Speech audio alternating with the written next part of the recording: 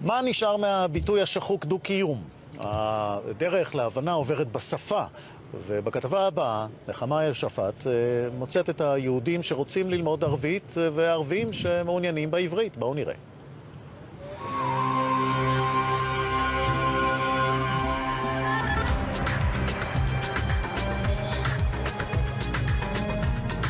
באמצע בוקר קיצי מגיעה קבוצת תיירים לסיור בבית צפף, כפר ערבי ממש בלב העיר.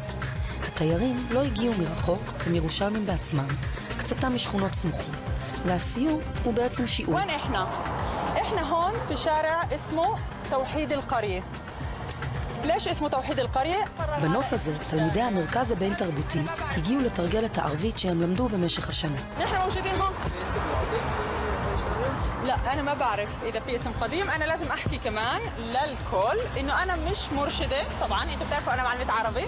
יצא להיות בהרבה סיטואציות ואינטראקציות שהרגשתי שממש בא לי לדבר בשפת האם של הבן אדם שנמצא מולי, ולא תמיד להרגיש שעושים את הדרך אליי, אלא באמת להצליח לדבר בשפה של הבן אדם האחר. אין ספק שהרצון להכיר, כן, אבל עד כמה הדו-קיום באמת נמצא במרחב הירושלמי. תכלס גם התרגול נגיד המרכזי שלי זה בעיקר עם חברים שגם לומדים ערבית, ובינינו כיף לנו לפעמים לדבר בטלפון או להתכתב בערבית. החיכוך הוא יומיומי, אבל החיכוך זה לעבור ליד ולא לפגוש. במרחק קילומטרים ספורים חוצים את הכביש כמעט אל תוך מדינה אחרת. ברחוב סלאח א-דין, המרכז הפועם של ערביי ירושלים, עובר הגבול הבלתי נראה בין מערב העיר למזרחה. אם יש מקום שמסמל בחודשים האחרונים את החיכוך וההפרדה בעיר המסוכסכת הזאת, הוא שער שכם. והנה, כמה צעדים משם, תלמידים נאבקים ללמוד שפה זרה. עוד, מה דעתכם? בהתחלה לא יהיה הרבה לימודים, ככה. יהיה... אני אלעביק. ובעברית?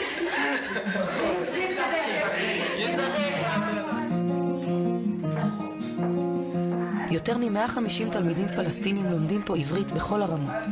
כאן לא באים לחוג, הלימוד הוא צורך קיומי. إنشاء معهد نيو فيجن ومن اسمه نيو فيجن احنا عندنا رؤية جديدة في تعليم اللغة العبرية اللي هي شملت أول إشي الطاقم اللي يكون طاقم مؤهل من المدرسين اللي بيدرسوا لغتهم الأم. هون بالقدس مهم بكل شيء، يعني بشغل بدراسة بكل نواحي الحياة. לפני שאני באתי לאולפן אני לא יודע איך לדבר עם האנשים בעברית ולא יודע כלום. אבל עכשיו אני יודע לדבר עם אנשים ולפגוש אותם. נראה כי למרות הייחוד השברירי, התופעה גוברת בשני הצדדים. יש ביקוש ללמוד את השפה העברית פה במזרח ירושלים במיוחד. אנחנו בביקוש עצום. ברשימות המתנה, בשנה שעברה לא יכולנו לקבל את כל התלמידים. שושי שפרבר, ירושלמית אסלית, מורה לעברית, הגיעה בכל בוקר לעבודה גם כאשר התרחשו פיגועים ודקירות ממש מטרים אחדים מהאולפן. היו תקופות מתוחות באזור, אני כן חששתי להסתובב ברחוב יפו. פה אני מרגישה מאוד מאוד מוגנת ובטוחה. בשבילה לא מדובר בסתם עבודה. כמי שחיה בירושלים, מאוד מאוד משמעותי עבורי להכיר עוד אוכלוסיות שגרות פה, ואיכשהו לנסות לבטל את ההפרדה הזו שנכפתה עלינו. חוזרים לבית צפף, ושם התלמידים מתרגלים דו-קיום בפגישה עם מוכתר הכפר. صباح الخير للجميع. اهلا وسهلا في بيت صفافة. كيف انت وصلت على هالشغل في هالمركب؟ كل الناس هون هو مسلمين.